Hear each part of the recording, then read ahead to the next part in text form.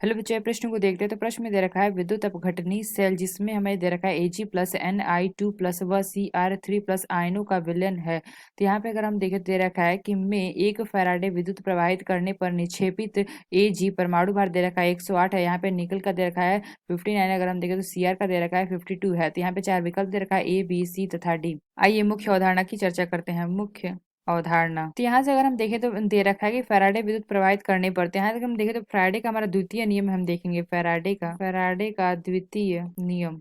तो फैराडे का द्वितीय नियम क्या होता है कि विद्युत की समान मात्रा विभिन्न वैद्युत अपघट्यों में प्रवाहित करने पर इलेक्ट्रोड पर मुक्त विभिन्न पदार्थों की मात्रा उसके तुल्यांकी भारों के समानुपाती होती है। यानी अगर हम कहें तो ये हमारा क्या होता है, W समानुपाती होता है हमारे E के।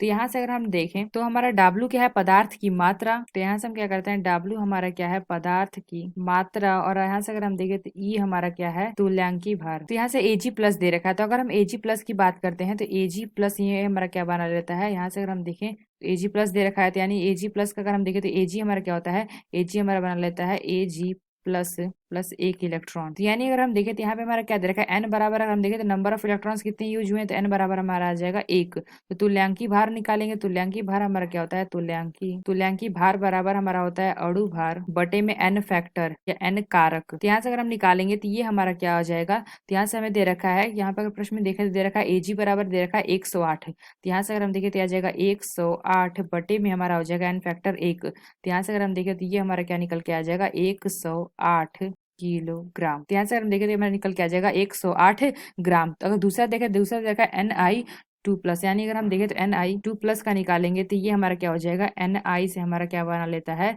Ni plus 2। तो यानी हमने क्या देखा, ये हमारा क्या बना रहा है, प्लस 2 बना रहा है। यानी हम देखें तो n पर नंबर ऑफ इलेक्ट्रॉन्स कितने यूज होंगे, 2 यूज होंगे। तो यहाँ से हम तुल्यांकी भार निकालेंगे। तुल्यांकी भार हमारा क्या आ जाएगा, अणु भार। यानी देखे तो हमारा निकल का कितना दे रखा है, 59। तो ये हमारा क्या हो जाएगा 59, 59 और दशमलव बटे में क्या हो जाएगा 2। तो ये हमारा क्या निकल के आ जाएगा 29.5 ग्राम। तीसरा में दे रखा है क्रोमियम, यानी कि Cr3 प्लस दे रखा है। तो Cr3 प्लस, Cr3 प्लस हमारा क्या होता है। तो यहाँ से अगर हम देखें तो Cr3 प्लस यानी कि हमारा Cr है, ये हमारा किस में जा रहा है, Cr+3 में। यानी अगर हम देखें तो मेरा कह रहा है 0 से +3 हो रहा है, यानी कि नंबर ऑफ इलेक्ट्रॉन्स हमारे हो जाएंगे 3।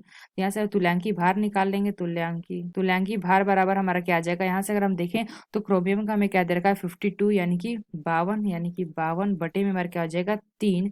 ये हमारा क्या निकल के आ जाएगा 17.3 ग्राम। तो प्रश्न में अगर हम देखें तो यहाँ पे हमें क्या पूछा गया कि विद्युत अपघटनीय सेल में जिसमें Ag प्लस आयनों के विलयन है। तो यहाँ से अगर हम देखें तो Ag का हमारा कितना है 108 ग्राम। और अगर हम देखें तो निकिल का क्या है 29.5 ग्राम और ये 17.3 ग्राम। तो कौन सा विकल्प हमारा सही होगा। तो यहाँ से अगर हम देखें तो पहला हमें दे रखा है कि 108, और अगर हम देखें तो निकिल का दे रखा है 29.5, ये 29.5 आया था। अगर हम देखें तो यहाँ पे क्रोमियम का दे रखा है 17.3 ग्राम। तो ये कह सकते हैं जो हमारा पहला विकल्प है यह विकल्प हमारा सही होगा। तो आशा करते हैं आपको समझ में आया होगा। धन्यवाद।